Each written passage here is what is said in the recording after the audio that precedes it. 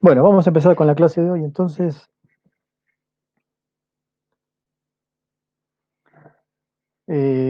Vamos a hablar un poquito de efecto Compton. ¿Me escuchan bien ahí? ¿Se ve la pantalla? Sí, bárbaro. Sí, se ve y se escucha bien. Bueno, vamos a esperar que no tengamos problemas hoy. Entonces vamos a hacer un efecto, un experimento en el que vamos a reproducir el experimento que hizo Arthur Compton allá por los años 20, 1920 aproximadamente, y lo vamos a usar como excusa para determinar la energía en reposo del electrón, esa cantidad m0 c cuadrado.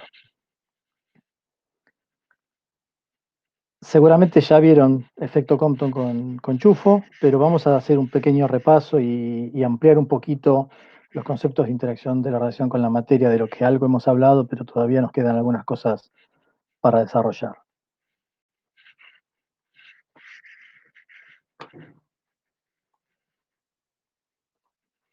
Entonces, para hablar un poco de generalidades en cuanto a lo que es la interacción de la radiación con la materia, una de las características esenciales que tiene cualquier tipo de radiación ionizante, independientemente de qué tipo de partícula esté formada, es la capacidad que tiene de penetrar en la materia y interactuar con ella a través de diferentes procesos.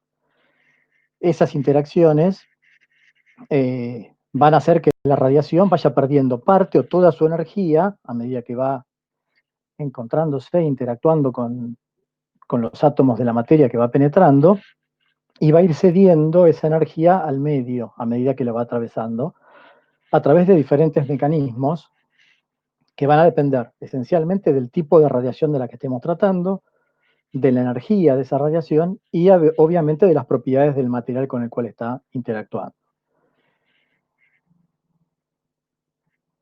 La forma en que la radiación va a interactuar con un material determinado va a depender fundamentalmente de la carga eléctrica de la radiación y de la masa de las partículas que compongan esa radiación. Por eso vamos a poder distinguir entre 4 tipos de partículas. Vamos a tener primero los fotones, partículas sin carga y sin masa, que son los que nos van a interesar a nosotros y los que vamos a analizar. Pero como para hacer una descripción más completa, vamos a nombrar a todos los tipos de partículas o a las características principales de los diferentes tipos de partículas que podemos tener cuando analizamos interacción de radiación con la materia. El segundo tipo serían las partículas cargadas livianas, radiación beta, o sea, electrones y positrones. Algo de eso hemos hablado muy por encima cuando analizamos el funcionamiento de un detector semiconductor, por ejemplo. Partículas cargadas pesadas, que sería la radiación alfa, y partículas con masa pero sin carga, que serían los neutrones. Entonces, como dije, a nosotros nos va a interesar analizar o seguir analizando, porque ya algo hemos hablado, de lo que es la interacción de los fotones con la materia. Es decir, partículas sin masa. La particularidad fundamental de la interacción de un fotón con la materia es que la interacción se produce a través de un único evento. Entonces, si un fotón atraviesa un cierto material, quiere decir que no sufrió ninguna interacción. Mientras que aquellos que son absorbidos fueron eliminados en un solo evento. O sea, se produjo una única interacción y en esa única interacción el fotón fue absorbido por el material. Entonces, por esta característica que tienen de que es como binario, ¿no? Es un sí o un no, 0 o 1, interacciona o no interacciona, los fotones no tienen lo que se conoce como un alcance o una profundidad de penetración definido cuando va atravesando un material, algo que sí se puede definir, por ejemplo, para los electrones. En general, cuando uno analiza la interacción de los electrones con la materia, define una profundidad de penetración, dependiendo de su energía y del zeta del elemento con el cual esté interaccionando. En el caso de los fotones, lo que se define es una cierta probabilidad de atenuación por unidad de longitud, que se conoce como coeficiente de atenuación lineal y se designa por la letra griega mu. Y esa letra mu me va a permitir definir cuántos fotones atraviesan un cierto espesor de un material. Entonces, si tenemos si queremos contar el número de fotones que son removidos de un haz incidente de n fotones, debido a las diferentes interacciones que pueden ocurrir dentro del material por unidad de tiempo en una lámina de un espesor diferencial de X, la cantidad de fotones que son removidos del haz incidente será menos, el menos porque estoy restando fotones al haz incidente, el coeficiente de atenuación lineal por el número de fotones incidentes por el espesor, por el diferencial X, que es el espesor de esa lámina. De forma tal que si yo quiero ver cuántos fotones atraviesan un cierto material de un espesor X, lo que tengo que hacer es integrar esta expresión a lo largo de todo el espesor del material, y lo que obtengo es el número de fotones que atraviesan, que pueden atravesar un cierto material en función del número de fotones incidente, N0. Y lo que veo que la expresión que obtengo es un exponencial decreciente con el coeficiente de atenuación lineal en el exponencial. Es decir, que siempre hay una probabilidad finita de que un fotón atraviese un material, por más grueso que este material sea. Este coeficiente de atenuación lineal mu va a depender fuertemente de la energía del fotón. Vamos a ver ahora, en realidad vamos a hablar de otra cantidad asociada, pero que está muy relacionada.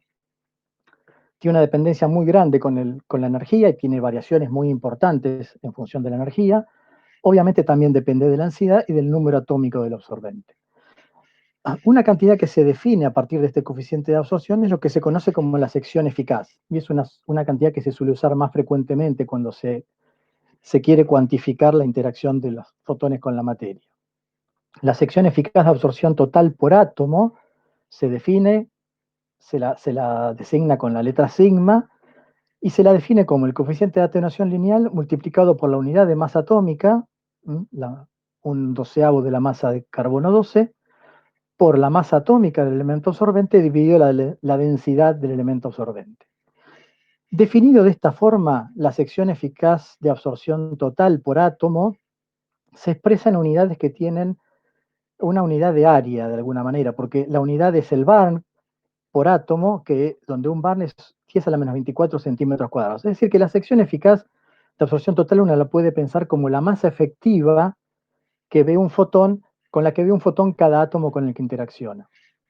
Y me cuantifica la probabilidad de interacción del fotón con la materia.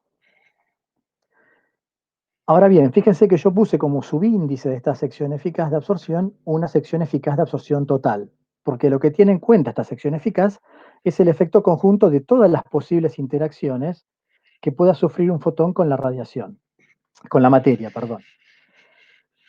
Hay diferentes procesos por los cuales un fotón puede interactuar con la materia. En particular hay 12 tipos de interacciones posibles, pero en la región desde los rayos X blandos hasta, o más abajo todavía, hasta los rayos gamma, hay 3 procesos importantes que uno tiene que considerar. Los demás son todos despreciables. De uno ya hablamos, es el efecto fotoeléctrico. El fotón tiene energía suficiente como para excitar un electrón de una capa interna del átomo y ese electrón es expulsado fuera del átomo o puede ser mandado a algún nivel desocupado. Y hay 2 procesos más. Uno no vamos a hablar demasiado, es lo que se conoce como producción de pares y solo ocurre para energías del fotón incidente mayores a 1 MeV, es decir, ya en la región de los rayos gamma.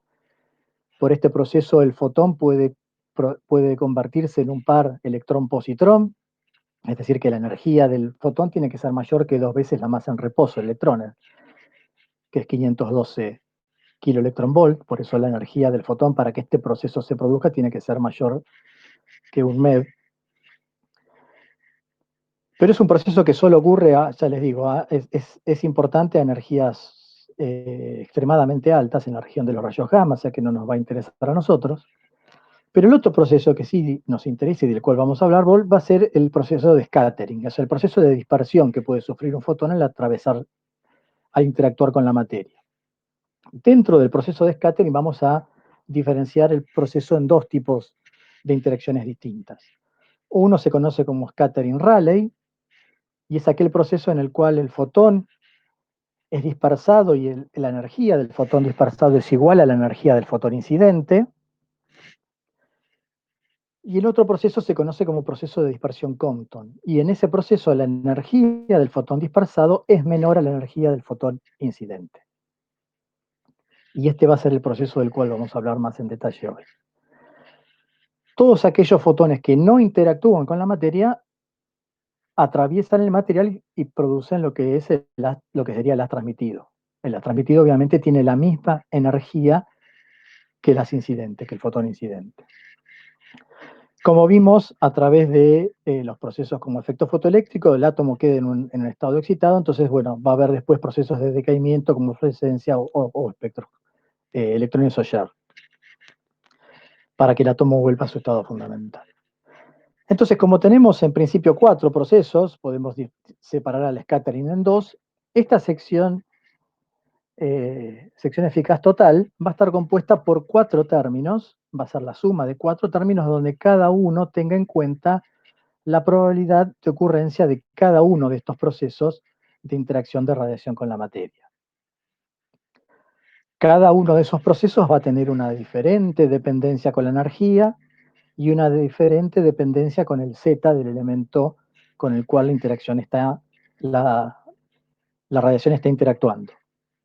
En general, todos van a aumentar con el Z con diferentes potencias. El fotoeléctrico aumentará con Z a la cuarta, producción de pares Z cuadrado, Compton con Z y Rayleigh con Z cuadrado.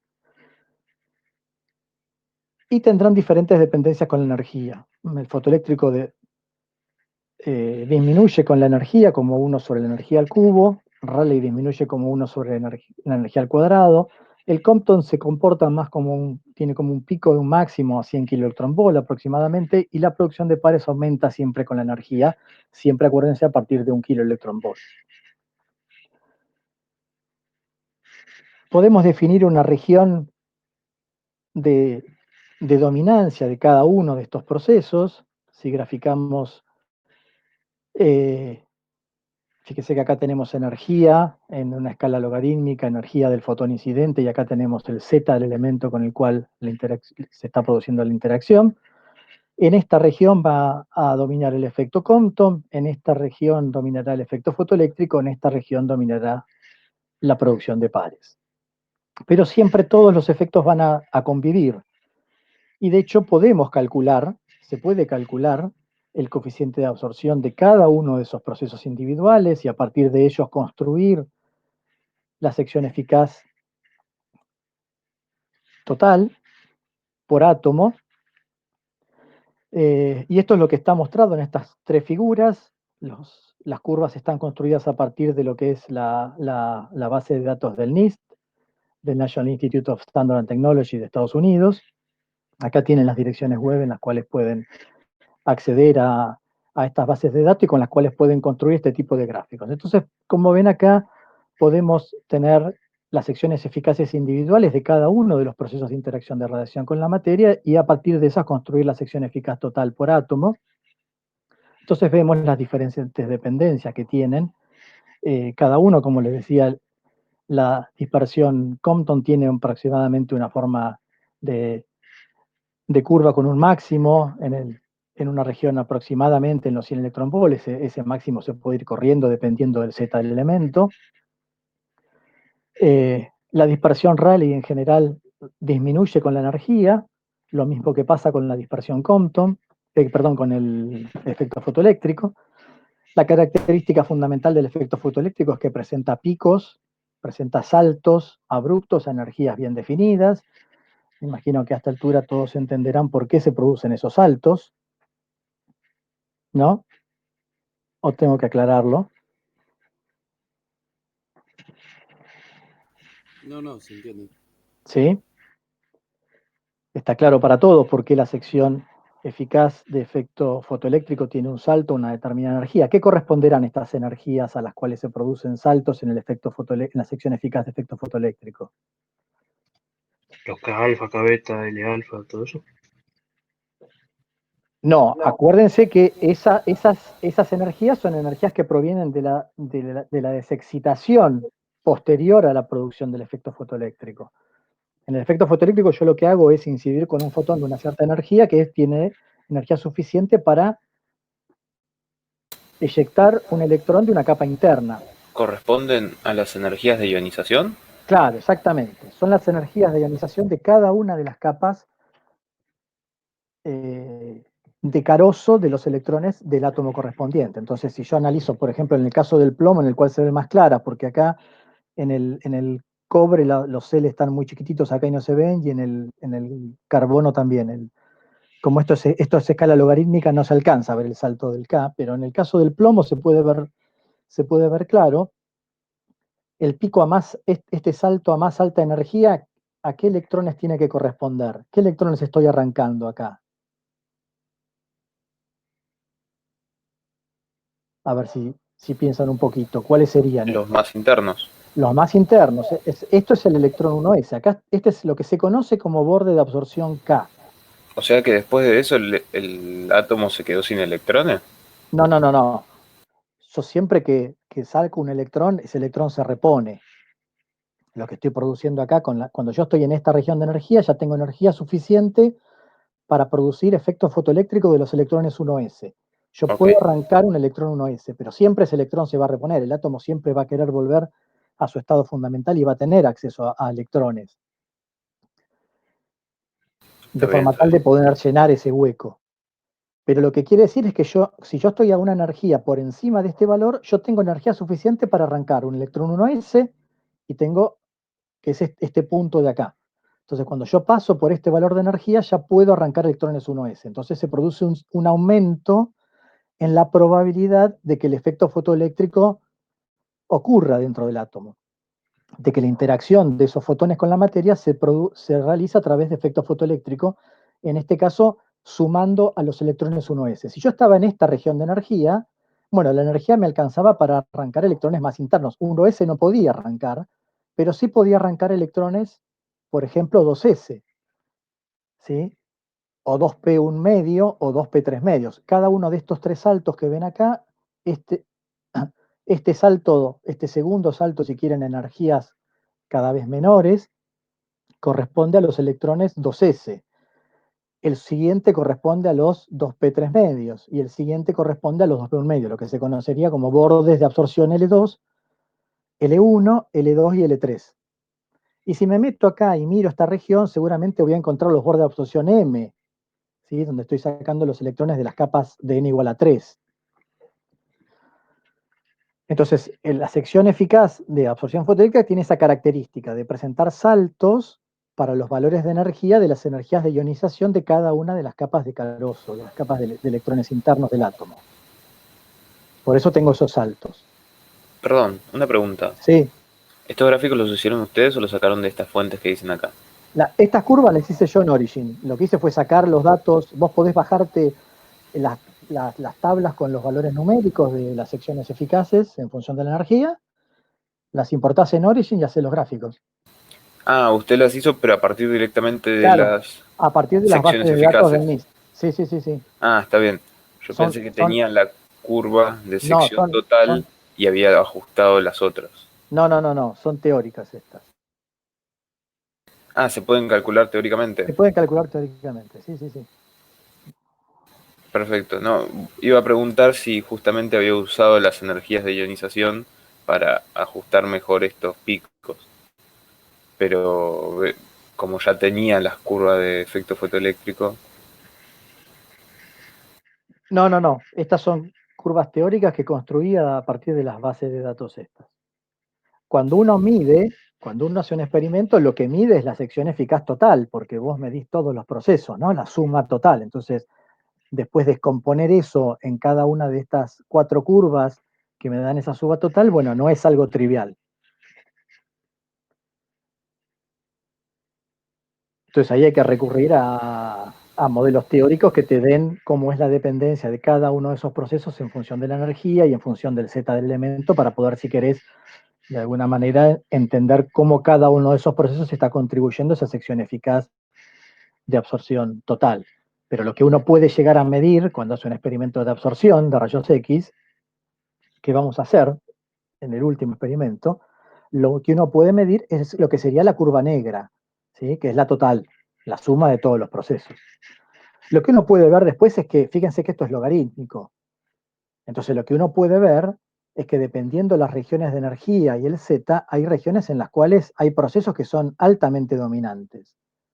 Entonces fíjense que la curva azul, que es la que me da la sección eficaz de efecto fotoeléctrico, en la sección de los rayos X, en general más lo que se llama rayos X blandos, es prácticamente igual a la sección eficaz total.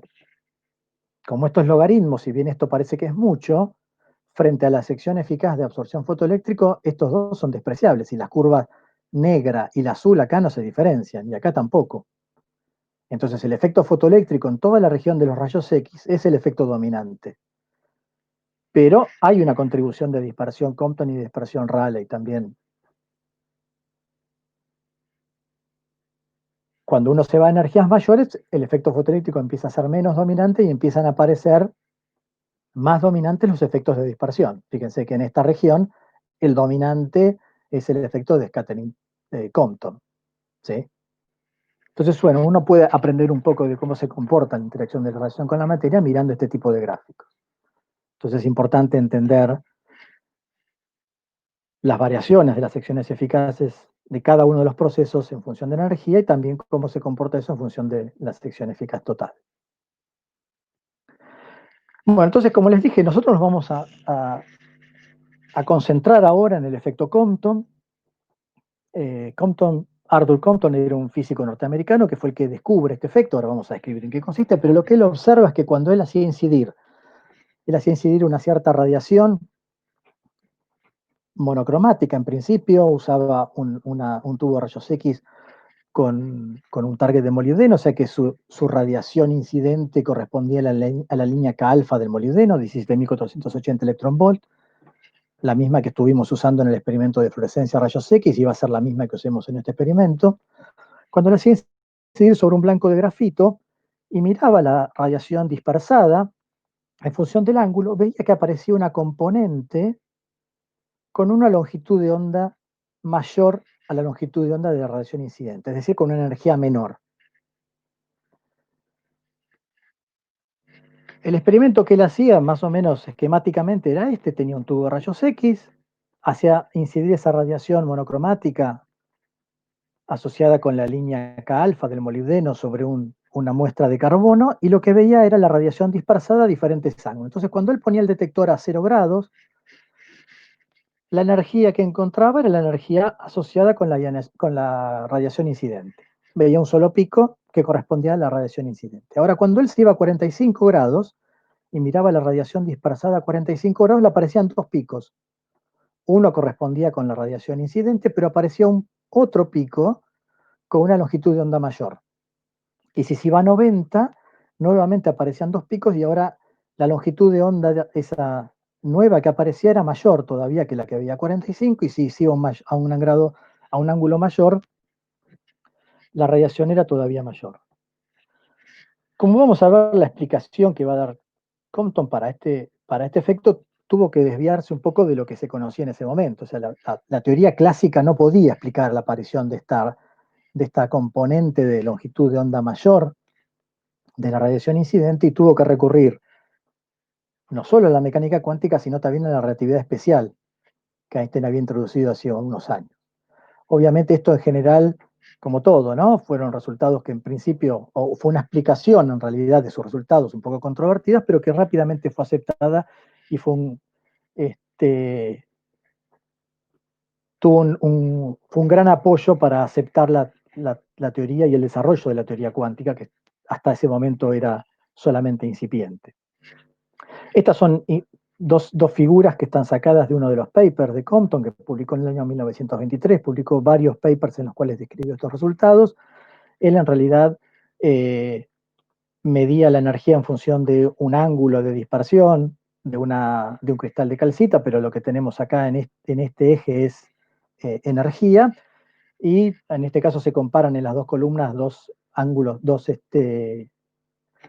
dos tamaños de rendija distintas, lo que da una mayor o menor resolución en energía, pero lo que se puede ver en los dos casos es que a medida que él iba aumentando el ángulo en la cual miraba la dispersión, aparecía una nueva frecuencia o energía de los fotones dispersados, y esa frecuencia se iba corriendo, mientras que la componente del haz incidente siempre parecía a la misma energía.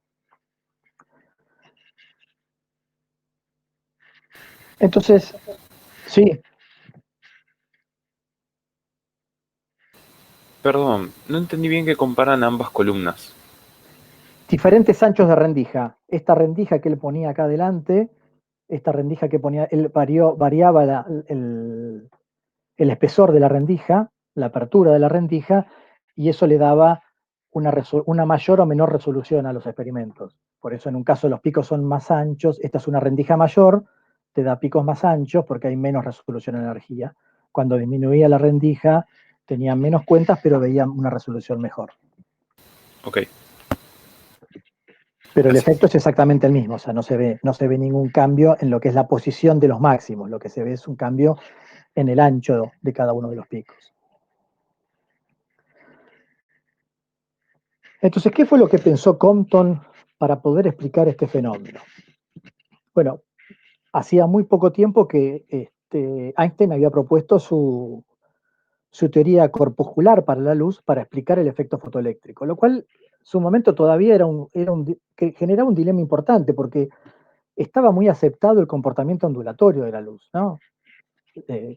Ya desde la teoría del electromagnetismo de Maxwell, pero además con experimentos como, por ejemplo, la doble rendija de Young, donde si uno hacía incidir luz sobre dos rendijas, dos rendijas finas con una separación pequeña, la luz que emanaba de cada rendija se superponía después en una pantalla y generaba un patrón de interferencia. Entonces ese comportamiento ratificaba la característica ondulatoria de la luz. Entonces el hecho de tener que pensar la luz como formada por partículas, bueno, genera una controversia en la comunidad científica que costaba aceptar. Pero además Einstein, en su teoría de la relatividad especial, había propuesto que como los fotones transportaban energía, mientras ese fotón se moviera a la velocidad de la luz, podía definirse una cierta masa equivalente a partir de esa energía que los fotones tenían. Entonces, a partir de lo que era la fórmula de energía de Einstein igual a mc cuadrado, uno podía definir una masa equivalente que sería la energía de la partícula dividido la velocidad de la luz al cuadrado.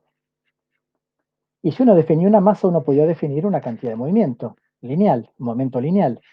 La definición de cantidad de movimiento es el vector p igual a m por el vector velocidad de la partícula. Y si usamos la definición de masa equivalente para reemplazar acá en la definición de cantidad de movimiento lineal, podemos definir que el módulo del momento lineal es igual a E por la velocidad dividido la velocidad de la luz al cuadrado. Entonces, de esta forma podemos definir el momento lineal de un fotón de frecuencia nu de esta manera. La cantidad de movimiento lineal será la energía dividido C, porque acá lo que hacemos es reemplazar la velocidad por la velocidad de la luz, se me simplifica un C, me queda que el momento lineal es C sobre C, y si reemplazamos C por la energía del fotón, que es H nu, podemos decir que un fotón de energía o de frecuencia nu tendrá un momento lineal H nu sobre C.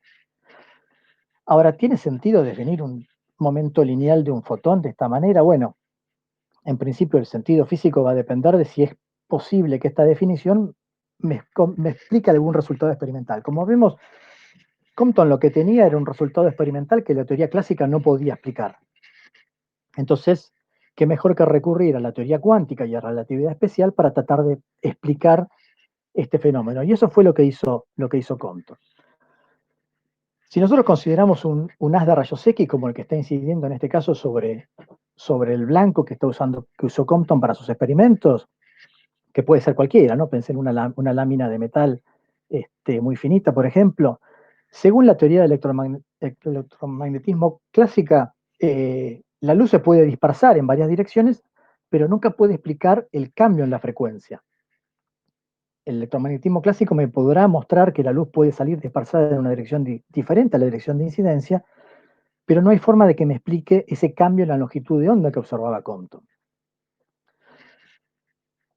Ahora, según la teoría cuántica, lo que propone Einstein es que la luz está compuesta de fotones, o sea, de partículas, de corpúsculos que llamamos fotones, y según la teoría de la relatividad especial, esos fotones tienen momento lineal. Entonces, cuando consideramos la colisión entre un fotón y un átomo, ese proceso de interacción que se produce cuando el fotón atraviesa la materia, debo aplicar las leyes de conservación de momento para analizar esa colisión, entre comillas, si la quieren llamar de una manera. Una consecuencia de la tercera ley de Newton. Entonces esto fue lo que hizo Compton, y lo que hizo fue calcular cuánta energía perdería un fotón cuando colisionaba con un átomo, si el fotón le asignaba un momento lineal h nu sobre c. A la primera conclusión que llegó fue que el cambio en la energía era demasiado pequeño como para poder observar un efecto. Pero esto no era sorprendente, porque esto es, piensen lo que pasa cuando uno analiza una colisión elástica entre dos partículas, acuérdense de física 1, y pone la condición de que una de las partículas esté en reposo y tenga una masa mucho más grande que la segunda que se viene moviendo. Entonces, en esas condiciones, la partícula grande en el estado final no se mueve, sigue quieta, y la partícula incidente se va a mover con la misma rapidez con la que venía, pero en sentido opuesto. Es el caso de cuando tiro una pelotita de tenis contra la pared, ¿no? Si pienso que la pelotita de tenis es una partícula que se mueve con velocidad inicial v, y la otra partícula con la que choca es la pared, que en realidad sería la Tierra, porque está todo unido, después de la colisión lo que obtengo es que la Tierra no se mueve, la pared no se mueve, y la partícula sale moviéndose con la misma rapidez y sentido opuesto al que traía. Entonces eso es un poco lo que pasa cuando un fotón choca contra un átomo entero. Y eso lo que explica, si quieren, es lo que se conoce como dispersión Rayleigh. Es ese pico que observamos a la misma energía que la energía del fotón incidente.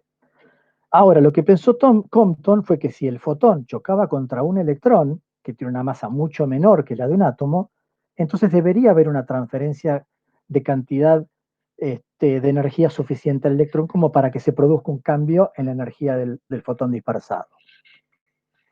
En el caso del experimento de Compton, que es el mismo experimento que vamos a hacer nosotros, muy similar, la energía de los fotones era proveniente, acuérdense, de la desexcitación K alfa del molibdeno, 17.480 electronvolt, mucho más grande que la energía de ligadura de los electrones de valencia del carbono, 11 electronvolt. O sea que los electrones de valencia los puedo pensar en principio como electrones libres, como que están ahí flotando en medio del espacio. Entonces, en principio, la dispersión Compton lo que implica es dispersión de fotones por partículas cargadas, donde se transfiere energía y momento a esa partícula cargada. Y el fotón dispersado se va a mover con una energía reducida y un cambio en su cantidad de movimiento. Entonces, como vimos, tenemos que usar mecánica relativista por dos motivos. Primero, porque tengo la dispersión de fotones, que son partículas sin masa, entonces tengo que asignarles una cantidad de movimiento asociada con su masa efectiva que me da la teoría de la relatividad especial. Pero además, la energía transferida al electrón es comparable con su energía en reposo. Entonces, la energía y el momento de los fotones y de los electrones también los tengo que expresar con sus valores relativistas. Entonces, recordemos un poquito lo que vieron al principio de la cursada con Chufo. Yo tengo una partícula de masa m0 que se está moviendo con velocidad v, va a tener una masa relativista que va a estar dada por esta expresión, y su momento relativista lo puedo construir a partir de la expresión de cantidad de movimiento lineal o momento, reemplazando la masa por la masa relativista. Acá podemos hacer un poquito de álgebra, puedo pasar esto acá multiplicando, elevar al cuadrado, multiplicar por c cuadrado, y de 1 puedo escribir esta expresión que está acá. Y si reescribo esto lo puedo escribir como m por c cuadrado al cuadrado, esto lo puedo escribir como p por c al cuadrado, y esto será la masa en reposo por c cuadrado al cuadrado. Entonces puedo despejar este término. El momento lineal por la velocidad de la luz al cuadrado sería igual a la energía al cuadrado menos la energía en reposo al cuadrado. Si la partícula es un fotón, como en este caso nuestra partícula incidente, la energía en reposo del fotón es 0, por lo tanto P por C tiene que ser igual a la energía. Es decir, que la cantidad de movimiento lineal de un fotón lo puedo escribir como su energía de la velocidad de la luz, es decir, h nu sobre c. Y este es el valor que usaremos. Entonces, vamos a modelar de una manera sencilla la interacción que se produce cuando un fotón interactúa con un electrón de las capas más externas de un átomo, es decir, con un electrón de valencia que puedo considerar como un electrón libre, en reposo, de la siguiente manera, como una simple colisión elástica, donde voy a considerar la conservación de la energía y la conservación de la cantidad de movimiento. Esto no es estrictamente cierto. Como yo dije antes, la interacción de un fotón con la materia se produce a través de un proceso único y el fotón es absorbido o el fotón es transmitido, es decir, interacciona o no interacciona. Si interacciona, ese fotón desaparece, ¿sí? Es decir, que no es que tenga un fotón dispersado luego del proceso de interacción, sino que lo que tengo es que el fotón se absorbe y lo que tengo es una emisión de un segundo fotón. Y lo mismo pasa con la interacción de la dispersión Rayleigh. El fotón dispersado con la misma energía no es el mismo fotón, sino que es un fotón remitido. El proceso de absorción genera una vibración colectiva del átomo de los electrones que luego produce la remisión de otro fotón. Pero podemos modelarlo para hacerlo de una manera más sencilla como un proceso de colisión elástica. Lo que tengo es inicialmente una energía de un fotón h nu con una cantidad de movimiento relativista asociada, y luego de la colisión tendré un fotón dispersado, un cierto ángulo θ, con una energía nueva y una cantidad de movimiento lineal nueva asociada con esa energía, y el electrón se va a mover con una cierta velocidad en un cierto ángulo, eso me dará una cierta energía y un cierto momento relativista. Entonces, planteando, estas cuentas ya las deben haber hecho con Chufo. Yo no voy a hacer mucho detalle del álgebra, pero quiero plantear las cuestiones fundamentales en cuanto a la deducción de la ecuación que dedujo Compton. Entonces, planteando la conservación de energía y planteando la conservación de cantidad de movimiento, sumado a la expresión de la masa relativista, vamos a poder encontrar el resultado al que llegó Compton. Entonces, puedo reescribir la conservación de cantidad de movimiento de esta forma que está acá, haciendo simplemente un poquito de álgebra, y si a eso le sumamos la ecuación 4, ¿sí? Despejando, fíjense que lo que hago es despejar m cuadrado b cuadrado, igualando esto con el despeje de m cuadrado b cuadrado que hago de acá, llego a esta expresión que está acá, que voy a llamar 5, y es la expresión que vuelvo a repetir acá, y de la conservación de energía puedo escribir esta expresión que está acá, que si la elevo al cuadrado, desarrollo este cuadrado de estos tres términos que están acá, puedo llegar a esta expresión que está acá. Y si hacemos un poquito de álgebra de 5 y de 6, podemos llegar a esta expresión que está escrita acá. De nuevo, las cuentas se las dejo para ustedes, seguramente ya las deben haber hecho en alguna práctica de General 4, así que no quiero hacer mucho detalle en el álgebra. Podemos reescribir esta expresión de esta forma o de esta forma que está acá y llegar a diferentes relaciones. Fíjense que lo que tenemos escrito acá, ya a partir de estas ecuaciones, son diferentes relaciones entre la energía del fotón incidente y la energía del fotón dispersado, asociados con el ángulo en el cual el fotón es dispersado. Entonces también podemos hacer un poquito de álgebra, sacar factor común h nu y escribir esto como una diferencia de términos. Y si simplifico el h nu arriba, lo que tengo es esta expresión que está acá que me relaciona las inversas de las energías de los fotones dispersados e incidentes en función del coseno del ángulo de dispersión. Fíjense que la constante multiplicativa que aparece acá relacionándome estas dos cantidades está asociada con esta cantidad que llamamos la energía en reposo del electrón. M0c cuadrada es la energía en reposo del electrón. Lo puedo reescribir de esta forma y si quieren de acá va a ser la expresión que nosotros vamos a utilizar porque esta forma yo la puedo linealizar de alguna manera y escribir la inversa de la energía del fotón dispersado va a estar asociado con la inversa de la energía del fotón incidente y el coseno del ángulo de dispersión.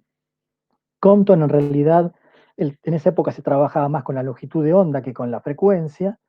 Compton lo que hizo fue reescribir esta expresión en función de la relación entre longitud de onda y frecuencia y escribirla como una diferencia de longitudes de onda. O sea, la variación, el delta de longitudes de onda que se produce en la dispersión Compton va a ser igual a la constante de Planck sobre la energía en reposo del electrón por 1 menos coseno de θ. Esta cantidad se conoce como longitud de onda Compton y tiene este valor que está acá. Porque fíjense que en principio estas son todas cantidades que en ese momento ya se conocían. Entonces lo que hizo Compton es comparar este resultado del que él había llegado con los resultados experimentales que él había obtenido. En este caso lo que está graficado es la relación entre la energía, el cociente entre la energía del fotón dispersado y el fotón incidente en función del ángulo de dispersión, y lo que vio es que sus datos experimentales eran muy bien ajustados por la expresión teórica que él había encontrado, planteando una colisión elástica en condiciones relativistas entre el fotón y un electrón libre del átomo. Entonces, más o menos en este año, 1923, Compton de alguna manera pudo demostrar que los rayos X se comportaban como corpúsculos, como había previsto Einstein para el efecto fotoeléctrico, con un momento lineal asociado relativista que tenía esta cantidad. En el caso en el que los fotones colisionaban con los electrones de valencia de un átomo. Y eso producía una dispersión que me da una componente, una longitud de onda diferente a la longitud de onda incidente de los fotones. Ese fenómeno pasó a llamarse efecto Compton y Compton recibió, fíjense que solamente 4 años después de sus papers, en el año 1927, el Premio Nobel de Física por este descubrimiento. Una cuestión importante para resaltar en cuanto a lo que se observa experimentalmente en los picos de dispersión Compton es que si uno analiza el ancho entre el pico de dispersión Rayleigh y el pico de dispersión Compton, el pico de dispersión Compton siempre es mucho más ancho que el pico Rayleigh. El pico Rayleigh uno lo puede pensar como asociado a una detección monocromática de la misma frecuencia o de la misma energía que los fotones incidentes. Por lo tanto, el ensanchamiento del pico Rayleigh tiene que estar asociado con, en principio, la resolución experimental que uno tiene en su dispositivo, pero el ensanchamiento del pico Compton es mucho más grande, entonces tiene que haber otro efecto ahí que esté produciendo eso. Y efectivamente, el hecho del ensanchamiento del pico Compton está asociado con una aproximación que estamos haciendo nosotros, y es la de suponer que el electrón con el cual el fotón está interactuando es un electrón libre y en reposo, lo cual no es cierto. El electrón está ligado, si bien la energía de ligadura es pequeña, hay una cierta energía de ligadura, y además tiene una cierta energía cinética. Si bien es pequeña, esa energía cinética que tiene el electrón tiene un efecto. El hecho de que el objeto dispersor esté en movimiento respecto del incidente, se traduce en lo que uno puede ver como un ensanchamiento Doppler sobre las frecuencias que ve el observador, ¿no? De la misma manera que ustedes veían, o ustedes estudiaron el efecto Doppler para las ondas de sonido, en este caso podemos ver un efecto Doppler asociado con el movimiento de lo que sería el receptor respecto del emisor, ¿no? En este caso el receptor sería el electrón respecto del fotón incidente. Ese ensanchamiento Doppler se puede escribir como un término adicional en la variación de energía del fotón dispersado, que tiene una pinta más o menos como esta que está acá. Este ensanchamiento va a depender del momento del electrón, o sea, básicamente de la velocidad del electrón, y de este ángulo, ¿sí?, que es el ángulo entre la dirección de movimiento del electrón y la normal a la dirección de scattering. Ahora, como el electrón se puede mover en cualquier dirección, en principio, respecto a la dirección de las incidentes o la dirección de scattering, el coseno de phi se puede variar entre -1 y 1, es decir, que uno puede promediar esto sobre todos los ángulos y encontrar que el ensanchamiento Doppler del pico Compton puede escribirse de una forma más compacta con esta expresión que está acá, lo cual nos da en principio un ensanchamiento simétrico respecto a la posición de energía que predice la ecuación de Compton. Si uno mira en detalle cómo es la forma que tiene un pico Compton, lo que va a ver es que realmente no es un pico simétrico, sino que tiene una cierta simetría hacia energías menores, y esa simetría hacia energías menores está asociada con lo que se conoce como efectos de múltiple scattering, es decir, pueden producirse varios procesos de scattering o sucesivos al primero.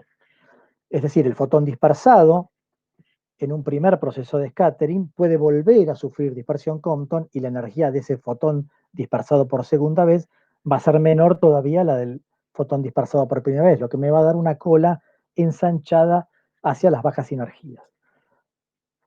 Por eso en general van a observar que la dispersión Compton sufre un ensanchamiento hacia menores energías.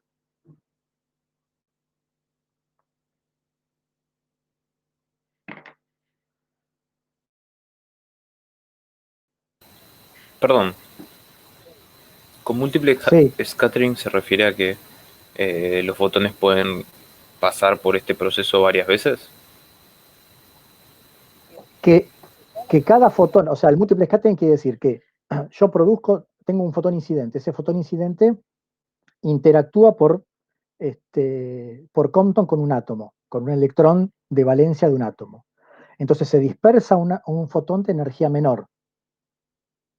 Ese fotón puede volver a interactuar por Compton con otro átomo de valencia, con otro electrón de valencia del átomo.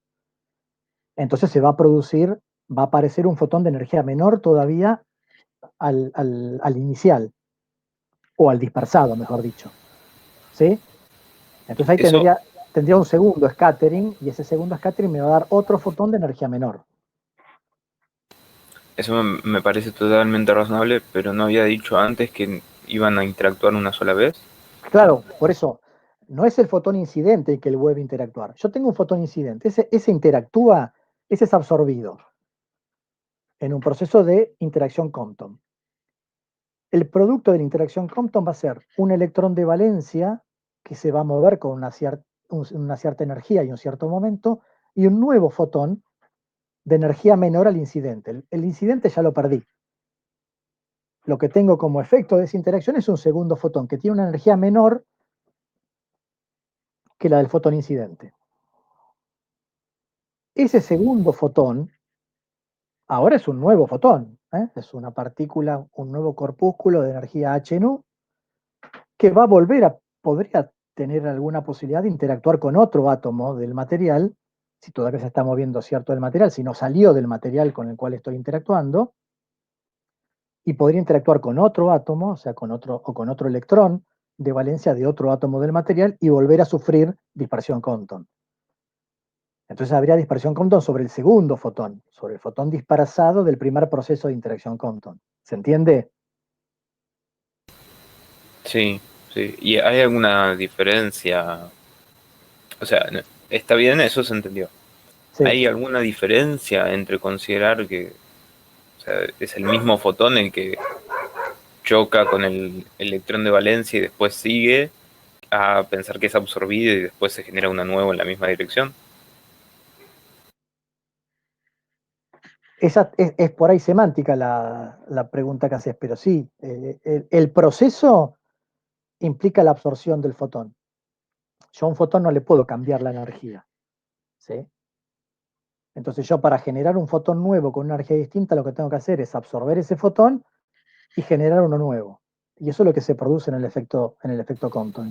El fotón es absorbido por el átomo, ¿sí? Eso produce la energía de ese fotón es absorbida y esa energía produce una vibración de los electrones, en este caso de valencia. Uno es dispersado y el resto, esa vibración que se produce es una aceleración de una partícula o de un conjunto de partículas cargadas, y esa aceleración produce una reemisión de un fotón. Una partícula cargada acelerada produce radiación electromagnética. Esa radiación electromagnética se emite en forma de un nuevo fotón, que es el que denominamos fotón Compton, que tiene una energía menor a la del fotón incidente.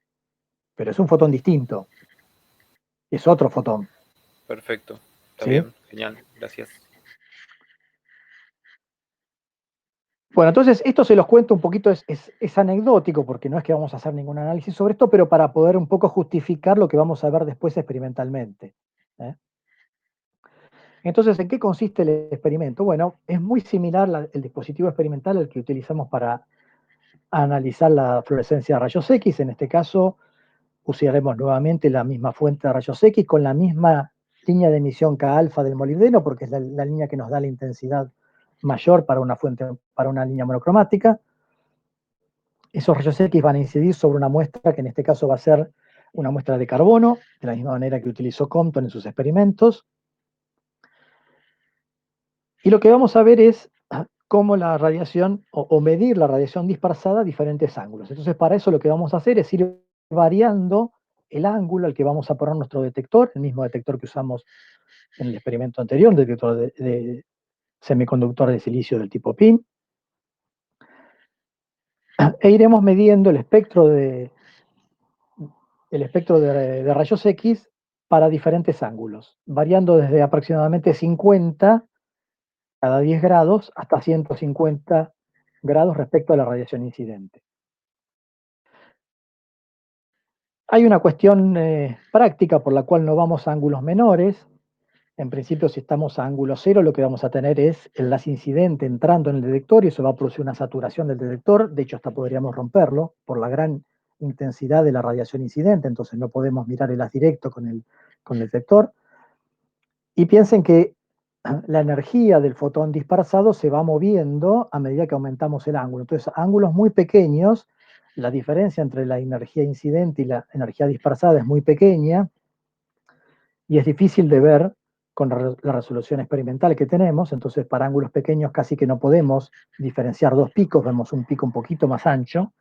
Recién a partir de 45 grados los picos empiezan a separarse, entonces por eso es que empezamos a medir más o menos ese ángulo. No podemos ir a ángulos mayores porque no entra el detector cuando lo queremos posicionar en posiciones de ángulo mayores. Hay una limitación física dentro del espacio de la cavidad de medida del equipo que hace que no podamos ir a ángulos mayores más o menos de 130 o 140 grados, creo. Más o menos es el máximo que podemos llegar.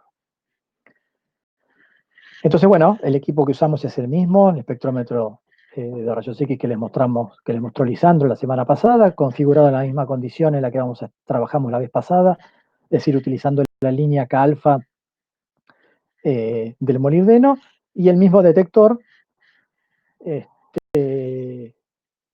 de silicio que utilizamos en el experimento anterior. La diferencia ahora es que lo que iremos variando a lo largo del experimento será el ángulo en el que iremos analizando la emisión o la emisión de rayos X de la muestra, la dispersión que produzca la muestra, para una muestra fija de un único elemento, que en este caso va a ser carbono. Lamentablemente no tenía muchas fotos de la configuración del equipo en este experimento. No sé si lo alcanzan a ver acá, pero bueno, esta es la cavidad de medida. Los rayos X ingresan por la rendija que acá no se alcanza a ver en esta foto, pero que está acá. Está por acá más o menos. Los rayos X van a llegar así. Acá lo que tenemos es la muestra que es, fíjense, esta foto está tomada desde abajo, ¿no? Es como si yo pusiera la cámara acá. Lo que estoy viendo acá arriba es el detector y lo que tengo acá es un capilar, que es un tubito de cuarzo muy finito, de un diámetro muy pequeño y de paredes muy finitas. Eso es un tubito hueco, que está lleno de grafito en polvo. Entonces nuestro elemento dispersor con el cual van a interactuar los rayos X que están incidiendo acá, va a ser el carbono que esté dentro del capilar. Y vamos a ir, este brazo del detector se puede ir variando en ángulo, entonces iré posicionando al detector en diferentes ángulos para ir midiendo el espectro de rayos X en diferentes configuraciones angulares respecto de la radiación incidente.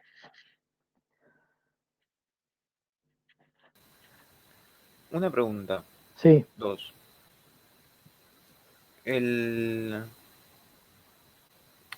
Si el tubito es de cuarzo, ¿eso no agrega algún error?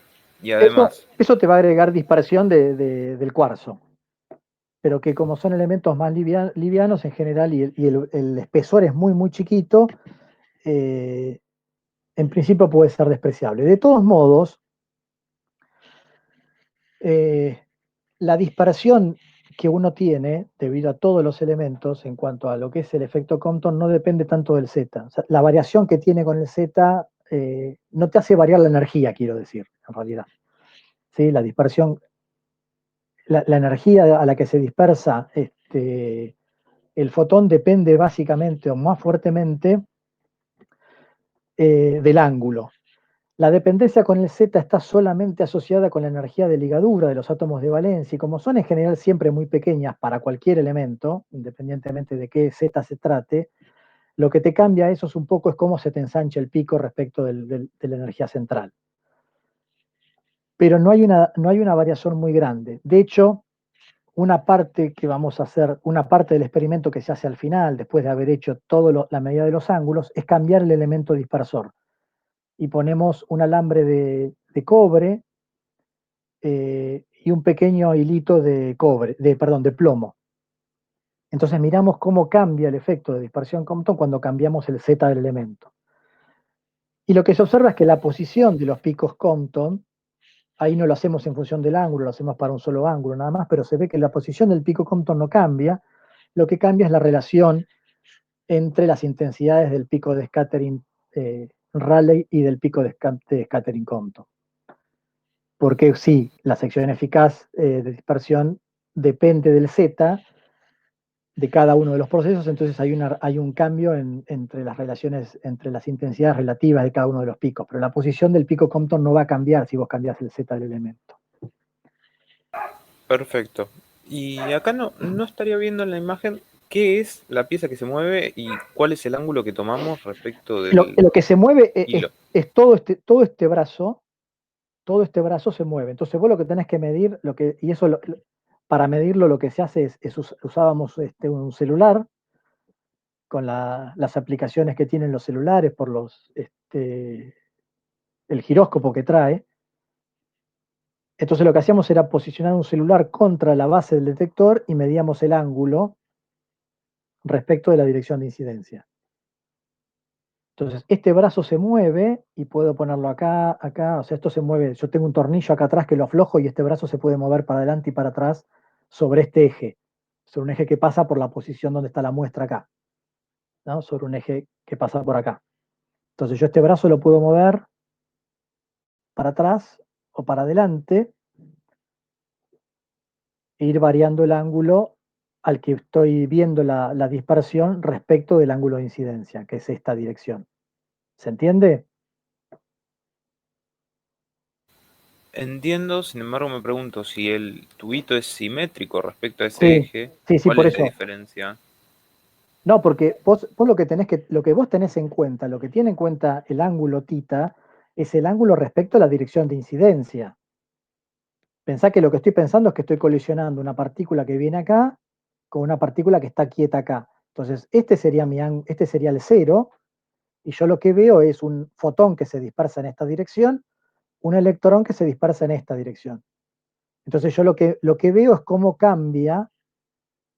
va cambiando la energía en función de que voy cambiando este ángulo a la cual se dispersa el fotón de la colisión. Está entonces el tubo de cuarzo y grafito se queda quietito mientras yo voy Exacto, girando claro. el detector. Como este está justo en el eje alrededor del cual yo giro todo el sistema, este punto, como esto está en el eje, esto no cambia de posición. Lo único que va haciendo es girando sobre su eje, pero la posición del dispersor es siempre la misma. Lo que voy cambiando es el ángulo al que pongo el detector. Entonces, en otra condición, el detector estaría por acá. Yo estaría mirando un ángulo que, en vez de salir para arriba, como saldría acá, saldría con un ángulo, bueno, acá es difícil de ver porque esto no lo puedo mostrar, ¿no? Pero, digamos, si yo moviera el detector hacia adelante, un ángulo menor, esto sería a 90 grados respecto a la dirección de incidencia. Si yo me fuera a 45, tendría el detector por acá, ¿no? Esto se movería sobre un arco y el detector lo tendría por acá, o sea, estaría en esta posición el detector. Yo la cabeza del detector la vería acá. Y si me fuera a ángulos mayores, creo que estoy viendo las cosas bien, sí, si me fuera a ángulos mayores respecto a la dirección de incidencia, o sea, un ángulo de 130 grados, tendría el detector así, yo estaría viendo la cabeza del detector por acá. Los fotones llegan acá, interactúan con los átomos y bueno, se dispersan en todas las direcciones. Yo cada vez que tengo un proceso que tengo fotones llegando, tengo fotones dispersados en todas las direcciones posibles. Lo que voy haciendo es midiendo lo que ocurre a cada dirección en experimentos diferentes. Entonces voy a tener un espectro por cada ángulo al cual yo puse mi detector. Genial.